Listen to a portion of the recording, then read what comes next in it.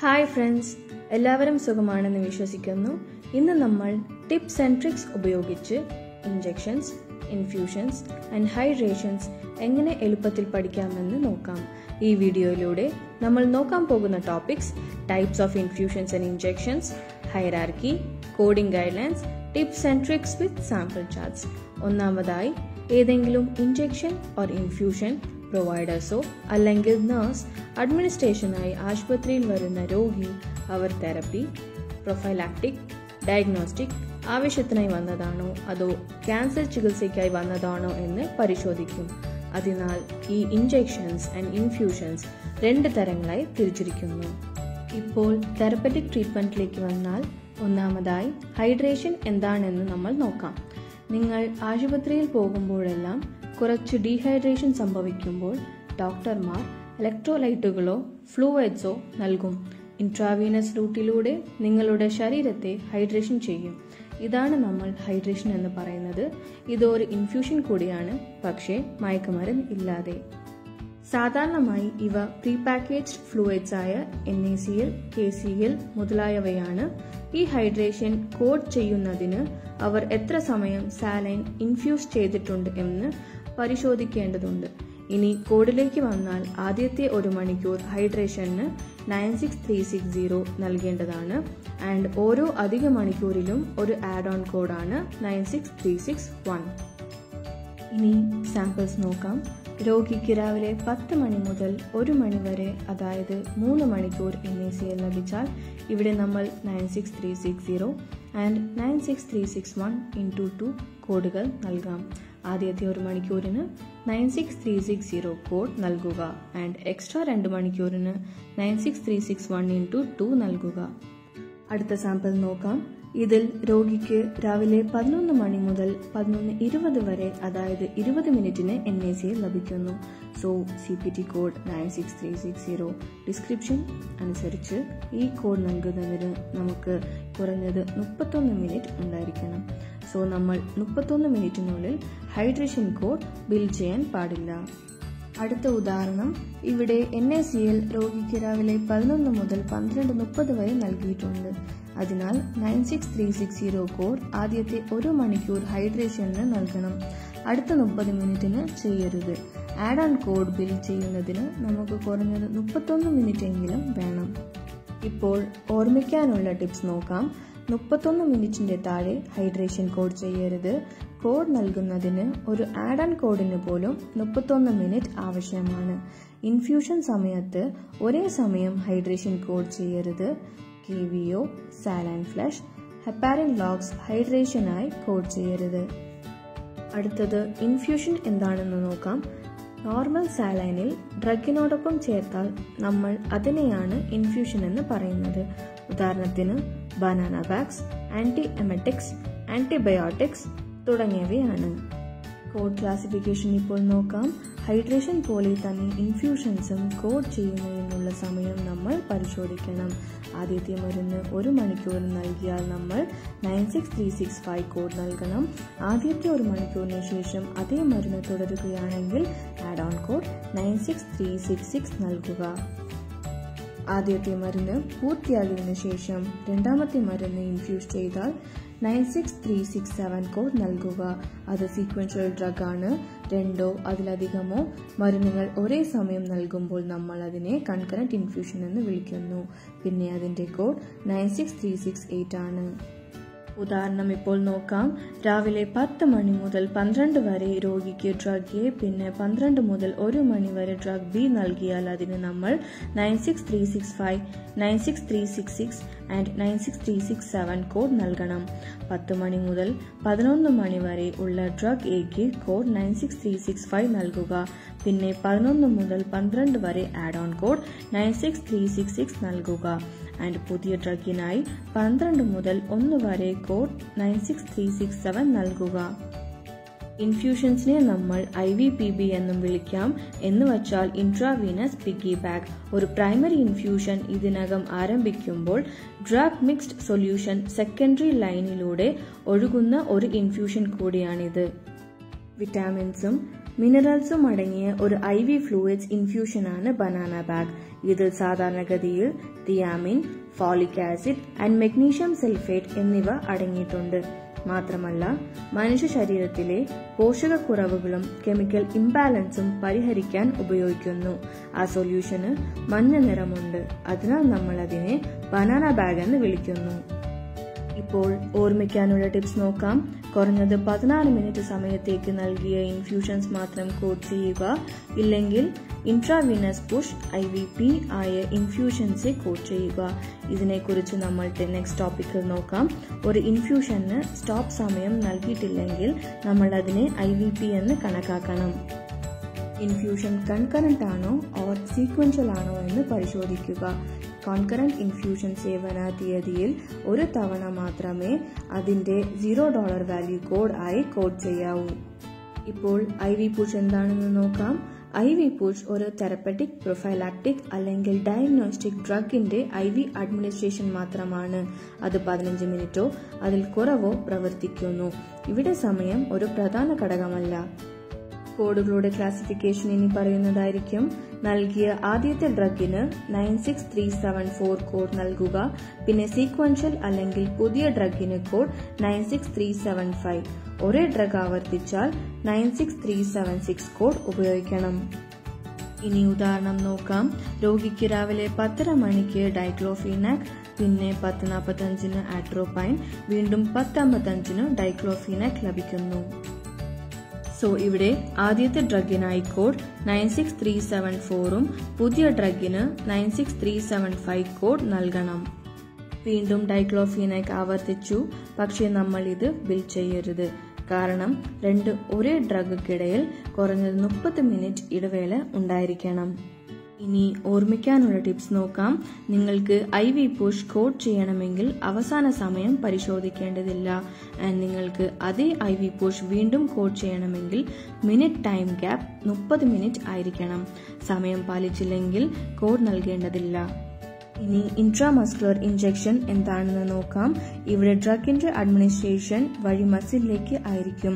96372 എന്ന code intramuscular, സബ്ക്യൂട്ടേനസ്, intradermal എന്നതിനായി ഉപയോഗിക്കുന്നു. കോഡ്സ് കുറിച്ച് നിങ്ങൾക്കൊരു ധാരണ ലഭിച്ചുവെന്ന് പ്രതീക്ഷിക്കുന്നു. ഇനി ഹൈറാർക്കി ഫോർ ഇൻജെക്ഷൻസ് ആൻഡ് ഇൻഫ്യൂഷൻസിനെ കുറിച്ച് നോക്കാം. ഇൻഫ്യൂഷൻസിനുള്ള കോഡ് 96365 96368. IVPക്ക് 96374 96376. പിന്നെ ഹൈഡ്രേഷൻസിന് 96360 96361. ഇവിടെ $high കോഡ്സ് ഇൻഫ്യൂഷൻസ് ആണ്. തുടർന്ന് ഇൻജെക്ഷൻസ്, അവസാനത്തേത് ഹൈഡ്രേഷൻസ് ആണ്. പിന്നെ ഇവിടെ പ്രൈമറി കോഡ്സ് 96365 96374 96360 എന്നിവയാണ്. അതിനാൽ ഒരേ ഡേറ്റ് ഓഫ് സർവീസിൽ രോഗിക്ക് 2 പ്രൈമറി കോഡ്സ് ഒരുമിച്ച് നൽകരുത്. പകരം നമുക്ക് ഹൈറാർക്കി അടിസ്ഥാനമാക്കി ഒരു പ്രൈമറി കോഡ് ഉപയോഗിക്കാം. മറ്റുള്ളവയെല്ലാം ആഡ് ഓൺ കോഡ്സ് ആയിരിക്കണം.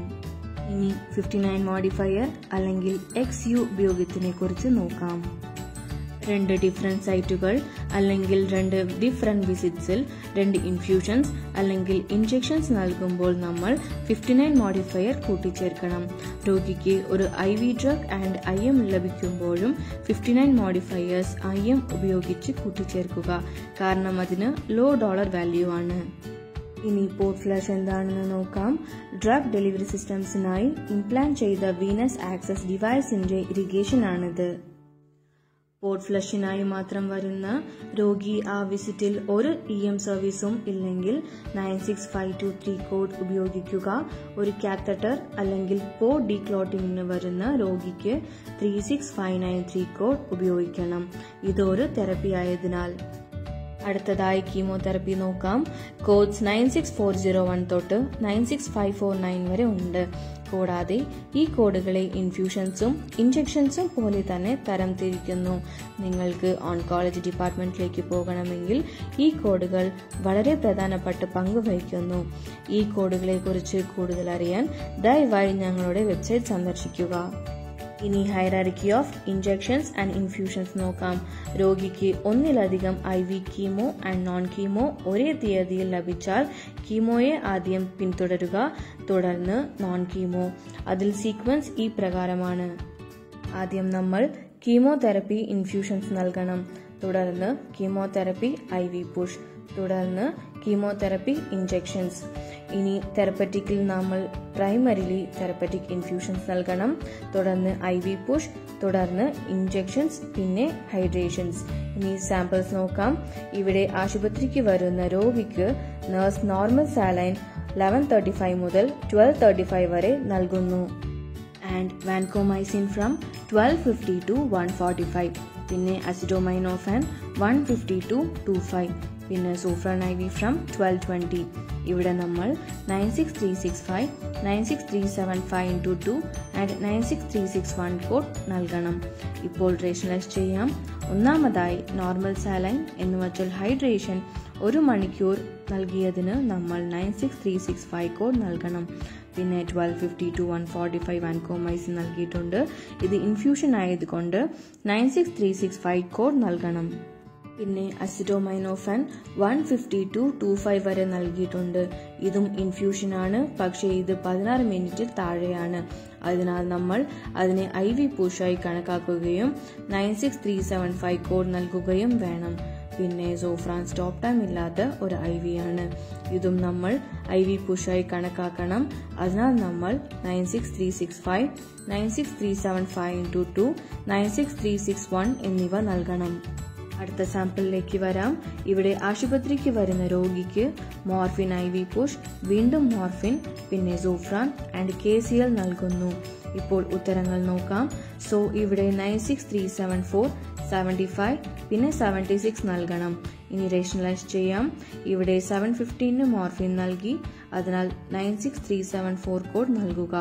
വീണ്ടും ഫിസിഷ്യൻ 735 മോർഫിൻ നൽകി, അതിനാൽ ഒരേ ഡ്രഗ് ആവർത്തിച്ചുള്ള 30 മിനിറ്റിനുള്ള നിയമം നമ്മൾ ഇവിടെ ഓർക്കണം. ഇവിടെ ആ നിയമം പാലിക്കാത്തതിനാൽ രണ്ടാമത്തെ മോർഫിന് നമ്മൾ കോഡ് നൽകുന്നില്ല. സൂഫ്രാൻ പോലുള്ള പുതിയ ഡ്രഗ് നൽകിയതിനാൽ ഇവിടെ നമുക്ക് 96375 കോഡ് ചെയ്യണം. വീണ്ടും സോഫ്രാൻ ആവർത്തിച്ചു, പക്ഷേ സമയ നിയമം പാലിക്കണം. കാരണം സോഫ്രാനും വീണ്ടും ആവർത്തിച്ചുള്ള സോഫ്രാനും തമ്മിൽ 30 മിനിറ്റ് സമയ ഇടവേളയുണ്ട്. അതിനാൽ 96376 കോഡ് നൽകണം. പിന്നെ KCL ഇതൊരു ഹൈഡ്രേഷൻ ആണ്. ഇത് അരമണിക്കൂർ 8:30 മുതൽ 9 വരെ മാത്രമേ നൽകിയിട്ടുള്ളൂ. അതുകൊണ്ട് കോഡ് നൽകേണ്ട ആവശ്യമില്ല. കാരണം ഹൈഡ്രേഷൻ കോഡ് ചെയ്യുന്നതിന് കുറഞ്ഞത് 31 മിനിറ്റ് നിയമങ്ങൾ പാലിക്കണം. ഇനി അവസാന സാമ്പിളിലേക്ക് വരാം. ഈ സാമ്പിളിൽ 10 മണി മുതൽ 1 വരെ നോർമൽ സാലൈൻ നൽകിയിട്ടുണ്ട്. അതുപോലെ തന്നെ അടുത്തത് മെപ്രൈഡിൻ 25 mg 9:45 നൽകിയിട്ടുണ്ട്. ആൻഡ് ഡൈഫൻഹൈഡ്രാമൈൻ 9:55 പിന്നെ ഓണ്ടാസെട്രോൺ 11:15 മുതൽ 12:15 നൽകിയിട്ടുണ്ട്. ഇവിടെ നമ്മൾ ഓർക്കേണ്ടത് അവർ പ്രത്യേക IV ലെൻസ് നൽകിയിട്ടുണ്ട്. 2 IV ലെൻസ് ഉണ്ടെങ്കിൽ നമുക്ക് 2 പ്രൈമറി കോഡ്സ് ഇടാം. സോ നമ്മൾ ഇവിടെ കോഡ് 65, 74 വിത്ത് മോഡിഫയർ 59 നൽകണം. കാരണം ഇവിടെ നമ്മൾ 2 പ്രൈമറി കോഡ്സ് അസൈൻ ചെയ്തിട്ടുണ്ട്. ഇത് ഒരു ലോ ഡോളർ വാല്യൂ. പിന്നെ ലോ ഡോളർ വാല്യൂന്ന് മാത്രം നമ്മൾ മോഡിഫയർ ഉപയോഗിച്ചാൽ മതി. പിന്നെ 75, 61 × 3. ഇപ്പോൾ റേഷനലൈസ് ചെയ്യാം. ഇവിടെ അവർ 3 മണിക്കൂർ ഹൈഡ്രേഷൻ നൽകിയിട്ടുണ്ട്.